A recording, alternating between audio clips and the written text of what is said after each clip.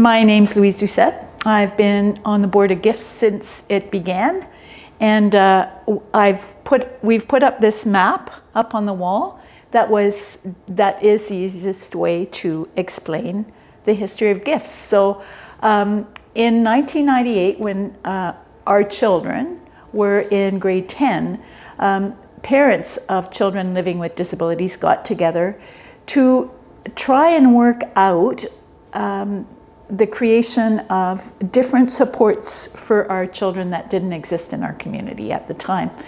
Our kids went to school with other kids. They were integrated in community their whole lives, and what was available to them as they grew into adulthood was the old-fashioned sheltered workshop situations. And that's not what we wanted for our kids. We wanted them to have more self-determination on how they spent their days and what their lives looked like. So facilitated by our wonderful special ed teacher at Gulf Island Secondary, Linda Underwood, who is also currently a long-term member of GIFTS, we got together and did a path that we thought would help us identify where we were and where we wanted to be in the future. So we decided in June of 1998 what it was that we needed, what was happening now for our kids, and we felt that we needed summer programming. They were in grade 10. They needed something to do in the summer, and it was non-existent. We wanted some work opportunities for them so that they could go to work in paid employment. We wanted a recreation program. We felt as well that once our children graduated from high school, there would be no housing opportunities for them, so we were looking at that. We were families that had cared for our children for many, many years, and some of us were feeling the load and needed respite. And we also felt that our children didn't have a very rich social life, so we needed to look at that. So who could we enroll? Who were the players, the actors in this goal of ours? So we looked at families themselves, but we also looked at existing services in the community that we could pull together in order to facilitate something happening for our kids. But we wanted to maintain the fact that this was a parent-based movement. It was a grounds-up movement looking for something that would be good for our children. So we created this pyramid of support network. Like, what was the basis? At the base was the parents and the kids. And so the pyramid we would build this pyramid with other people. Our strengths were that we were willing to change, we were flexible, we were willing to develop and learn. We had consensus in where we wanted to see our kids be in the future. We had many different accesses to different services in the community, but it wasn't in an easy framework to offer.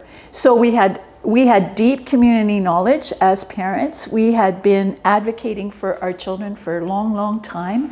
And so we felt that we could have an extension of that as we moved forward in terms of advocates for our kids. So we had energy to do this. What were our first steps? So we decided what our first steps would be. So we met on June the 2nd to create this map. And on June the 15th, we got together with community services at the Sailing Club to start looking at creating a summer program and discussing creating a society that would move forward to meet these goals that we had set. So we got together at the Sailing Club and did that 2 weeks later. And from then on, we developed this path of where we want to go. So by September of that year, September 1998, we were creating our nonprofit organization, GIFTS. And so we got accepted as a society. We got accepted as a charitable organization by the federal government. We had located a building We had an anonymous donor who purchased a building on our behalf and did renovations in the building to support programming that we wanted to offer our kids and other community members. We did all of the volunteer work in the building to get it ready for our kids. And so our recreation program started in September of 1998. By December 31st of 1999, we had many options in place. We had a New Year's Eve party for our children. There were work opportunities that were developing. We had many people working in businesses on Salt Spring, Barb's Buns, at Thrifty's, at what is now Country Grocers, at Moet's, at the library, at Greenwoods, both in volunteer and in paid opportunities. We had developed recreation programs, and respite was starting to happen. A home on Salt Spring is still something that we're working on. At the time, we were the only organization in British Columbia that was looking at circles of support for our children and looking at providing service in this way. So we were called upon by other parent groups within the province to go and talk to them about how we had done what we had done. And so we reiterated with them that what you need to do is to talk about what you're looking for, where are you now, who can you enroll in your community to help you achieve the goals that you want to achieve, what are your strengths going forward, both as a parent group, but also coming from the community. What are their strengths that do you have what you need to have in order to achieve your goals? Establish your first steps, and then establish going forward where you want to be by this date, 6 months, where do you want to be in a year, where do you want to be in 5 years, where do you want to be in 25 years? And so it's planning. Our circle of support model was used by CLBC when it came in, when it was created. The circle of support idea was used by them in order to look at supporting individuals from birth to death throughout their lives, and looking at individual support needs as opposed to putting people somewhere for the day. Our children graduated in the year 2000. And by the year 2000, we were ready to move forward with supported programming for our children. So Gifts by then was offering the programming for our kids with individualized funded support, which means that each child moving into Gifts was awarded a certain amount of funding through the Ministry of Children and Families at the time, and through the school district.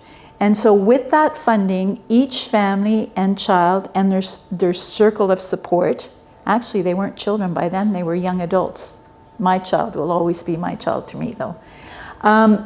They were awarded a certain amount of funding, and the families and the circle of support and the young adult would get together and determine what their day should look like. Which activities did they want to be involved with? Which opportunities, work opportunities, did they want to be involved with? What recreational activities and physical education activities would be best suited to them? And so each individual was able to plan and design their week and fill those social, recreational, community inclusion needs according to their wishes and their circle of support wishes, and according to funding. So if they wanted to pool that funding, that was fine. If two people wanted to do something together, but mainly it went along the notion of each individual can have their own plan, their own self-determination towards how they wish to spend their week and what their long-term goals are. Where they want to be in 10 years, where do you want to be in 20 years? What does your life look like?